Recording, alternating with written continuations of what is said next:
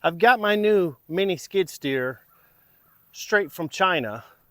Is it any good? Does it work? Is it worth buying one? Are you wondering to yourself, should I buy one of these? Well, this video and a whole series of these videos I'm going to be doing coming up hopefully will help answer that question for you.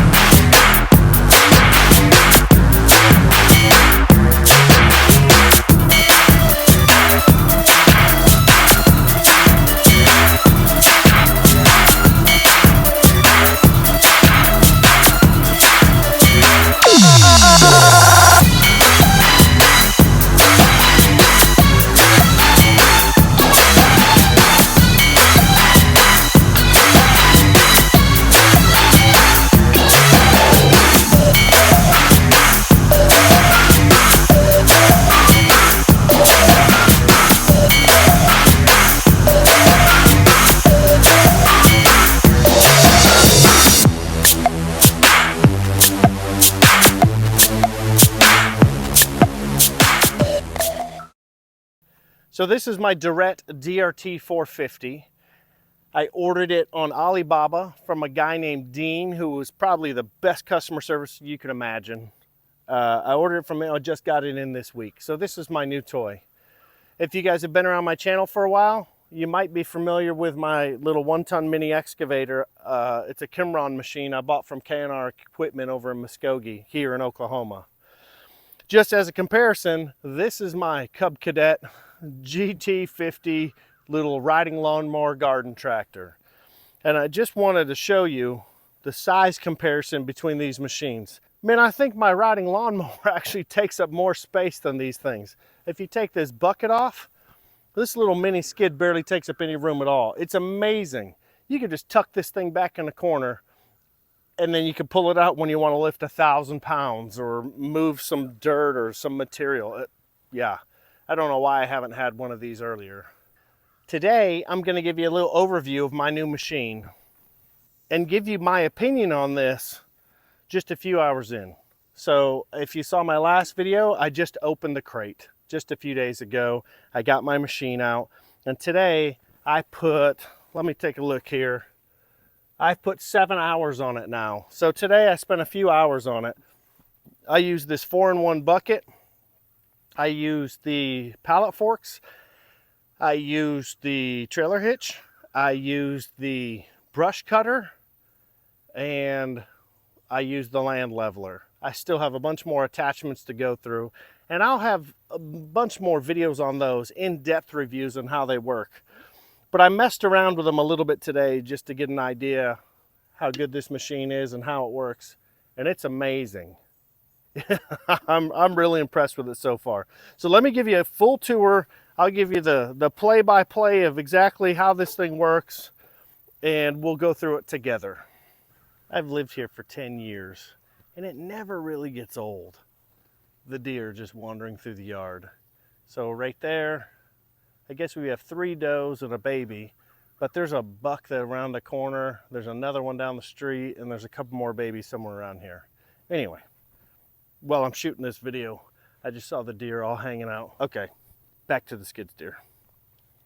So this is my Direct DRT 450.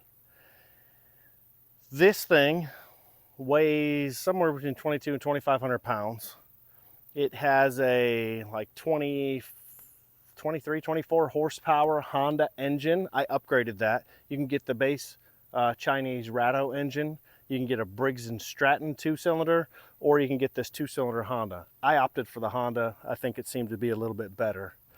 So this machine, why this one's so awesome, it has the auto leveling bucket, which is great if you're not an expert with the controls like I'm not. I'm brand new to this. This is my first little skid steer. This is first piece of equipment I had like this beside my mini excavator. So this is not the typical one that all the people are buying at auctions that they have all the issues with. First off, this has the drive motors up high, keeps it off the ground. This allows the tracks to work just a little bit better. You can see all the rollers down here on the front, the part that tensions. There's a big roller in the front and a smaller one. And then there's 3 more along here, and then there's the end one. So all in, it's got 6 rollers along the bottom and the motor up top. These tracks have a mechanical tension. You tighten a bolt and it moves the front part out, and that's how you adjust the tension on these things. So that's one thing that I wanted about these, because I didn't want another one like my mini excavator with a drive motor so low it drags on everything. And I get, instead of high centered, I get high reared all the time. So some other benefits of having this, it's a 3-pump machine. So a 3-pump machine has exactly that. It has 3 pumps. See these 3 lines coming out here? These are 3 separate pumps. And what that allows you to do, and why you want a 3-pump setup, because if you're running an attachment, say anything from, trencher is a perfect example, but the trencher, the stump grinder, the brush cutter, you know, any of those attachments that takes extra hydraulic stuff, this 4-in-1 bucket has the extra ram there ramps to open and close it to work like a grapple. The grapple is another one. We'll say the trencher. So imagine you're trenching and you don't have a 3-pump unit. So your hydraulic flow is going to turn that trencher. Well, what's going to be left to move your tracks? So 3 pumps, 1 for each track, and then 1 for your attachment. And you can use them all simultaneously. It's a big deal. So I would highly recommend, don't get one of the cheap little 2-pump units, get a 3-pump unit. Something else I think is really awesome about this, you see how this machine, all of them come with these arms here, but see this has an extra set of arms? These extra set of arms, what this does is an auto leveling bucket. So you see where that bucket's positioned now? Even with it turned off, just letting the hydraulic out, the fluid out, see how that bucket stays level? These extra arms, that's what does that. So imagine you're running your pallet forks and you're lifting something up. You don't want those to tilt and go and have to mess with them. So the auto level bucket, it keeps it level, of course, automatically. And that's a really cool feature for me. So if you want to access the hood, you just lift the arms up and get under there, right? No, not right. What if these arms fall down? What if this load falls on your head? So before you lift it, you need to take this red bar off. This thing screws in, and this red bar is basically like your hood prop rod. So you don't have this thing fall on top of you. So you unscrew these slowly but surely. Don't lose those, because that would be bad. So you take these off, and now you can put that in there, and now you have a hood prop rod. So if the arms do fall, if the bucket does fall, it's not going to crush you. I'm going to give y'all some detail on this control panel. So I'll start with this part, and then we'll move up here. So on the left-hand side here, this is your power switch. When I turn that on, you can hear the fan for the hydraulic oil cooler kicking on over here, because this thing's warm, so the fan's kicking on all the time now. So this is your hour meter. We have a 12-volt accessory plug here. This is the fuel gauge. Oil temperature, this is your hydraulic fluid temperature. So when your power's on, the electrical indicator light comes on. When the oil cooler is on, the fan kicks on, this yellow light's on. And if this red light comes on, you have problems. This is your oil pressure indicator. You don't want that. So you flip this light, this switch, and now you've got your headlights on. And this is your horn. So this is your ignition. Once you turn this on, this is how you start it. But I'm not going to start it right now. So this is your choke, easy to use, and this is your throttle. So your throttle, press it, and you can lift up and down. Or it's threaded. So this turns the throttle down, this turns the throttle up. If you want to lock your throttle in, you can just tighten this bottom part up. It says lock and release, and you can lock your throttle into place. So up top here, these are your main controls. See here, forward is forward, reverse is backwards. So this is your left track and this is your right track. So to go forward, you simply press forward. To go backward, you simply press backwards. It's pretty basic. Let me show you some of these functions.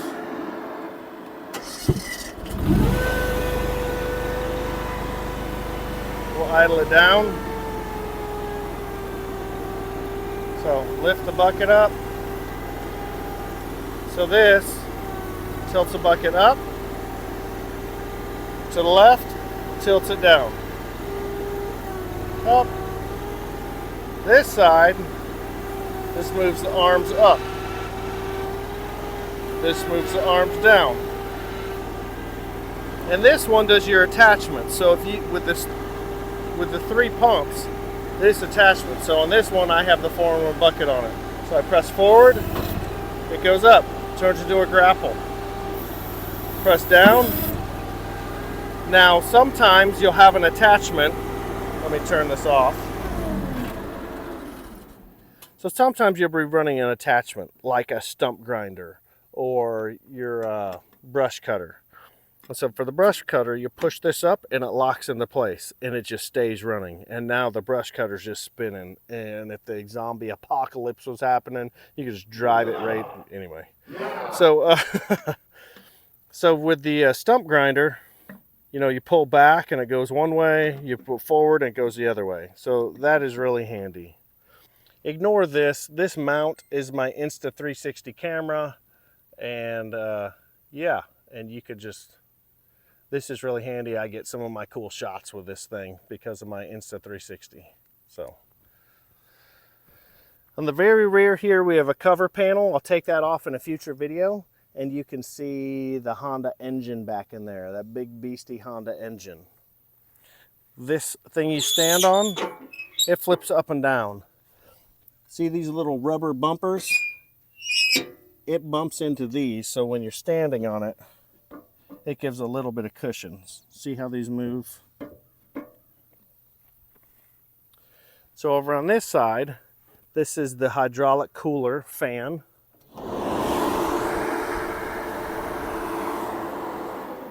And that goes on the other side of the hydraulic oil cooler. On this side, so that's what this whole thing is. Don't stick your fingers in there. That's bad. It could be really hot and that fan might chop your fingers off. Bad. This is degasoline. It says right there, degasoline. So it comes with a little key for degasoline. And it's pretty basic. It's a gas filler. It's nothing special. If you don't know how to use a gas filler, maybe you shouldn't get this machine.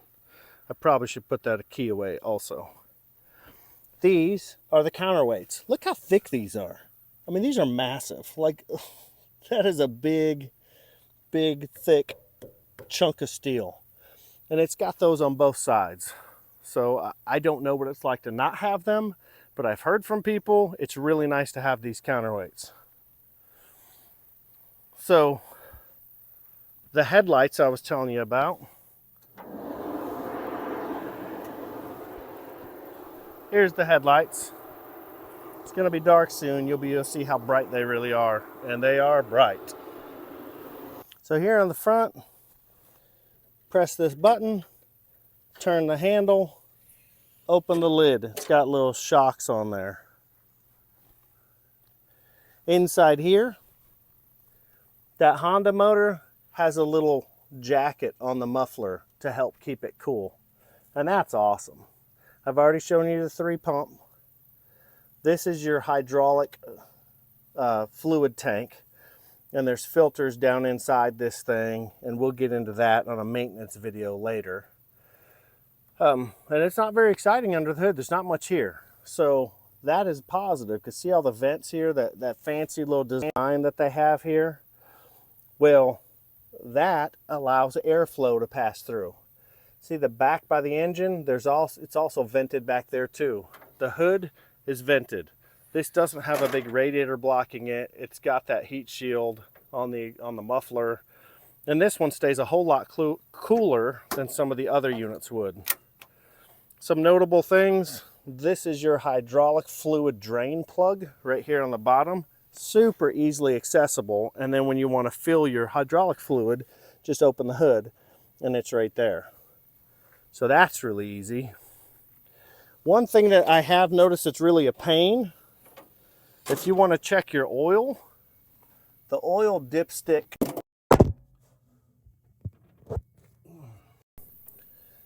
One thing that's a pain, if you want to check your oil, the oil dipstick is back over here. So that's not very easy to get to. I can think of worse things that happen in my day. But that's the oil fill cap, and that's the oil dipstick. So you can see all the little controls for the valves for all the controls there.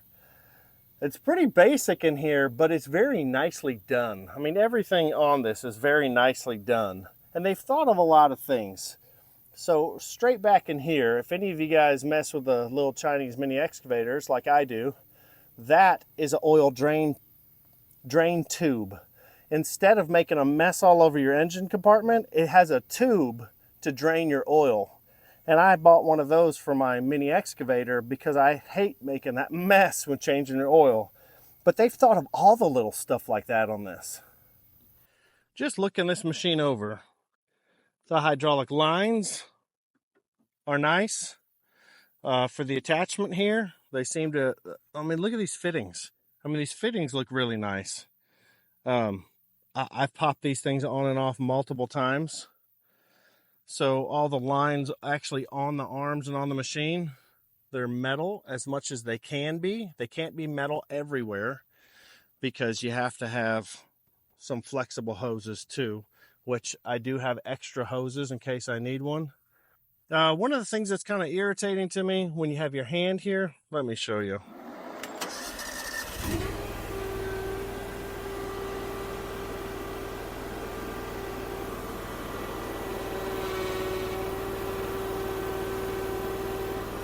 Every time I move the arms up and these hoses hit my hand, it scares me. Not a big deal, but just something to think about. But everywhere you look, like the weld quality on this machine looks really good. I don't see anywhere that has any issues with any of the welds, any of the manufacturing. They do a really good job. Like everywhere you look around this thing, take a look at all the welds. I mean, some of them might not be perfect, but they are solid and they're not going to come apart. At least from what I can tell. And I've been looking over this thing pretty thoroughly, but everywhere you look, this is just really well built. Everywhere. And I really like how they have the black inside this little design vented area. That just looks cool. But everywhere you look, this is a quality machine. I'm really curious about the longevity of it. I mean, how long will it last? I don't know. I'm hoping it lasts a long time. But from what I can see, I don't see any reasons why it wouldn't. I mean, this is actually built a whole lot better than my my little Chinese mini excavator I have, and I really love that thing. But now that I have this, will I even use it? Maybe an occasion, but this thing's cooler. And by the way, this goes 3 miles per hour. That sounds terrible. It sounds so slow. Why would I want such a slow machine? Well, I'm used to my mini excavator, and that thing goes 1 mile per hour. So this thing's 3 times as fast as what I'm used to. So this thing's like a race car. So I hope this quick little video on my machine has helped you out. I showed you a few of the things I can do with it. There's so much more to come. So in the meantime, I'm going to keep playing with my toy, filming some more content, doing some more jobs. I'm actually going to hit up some of my neighbors and see if they need some work done in their yards with this thing. And then maybe I can get you guys some more content, and we can really test some of these attachments. Because I really want to put this thing through its paces and find out what it can do. And I know if you're watching this video, most likely you're thinking about getting one of these, and you probably want to know what it can do too. So I'll be the guinea pig. I'll do it. And we'll see how far we can go. But anyway, as always, thanks so much for watching. Click like and subscribe. It means a lot to me. Stay tuned. I've got more content coming out on this machine, my Mini X, our treehouse cabin build, my side-by-side stuff. Anyway, enjoy your time in the trees and have yourself a great day.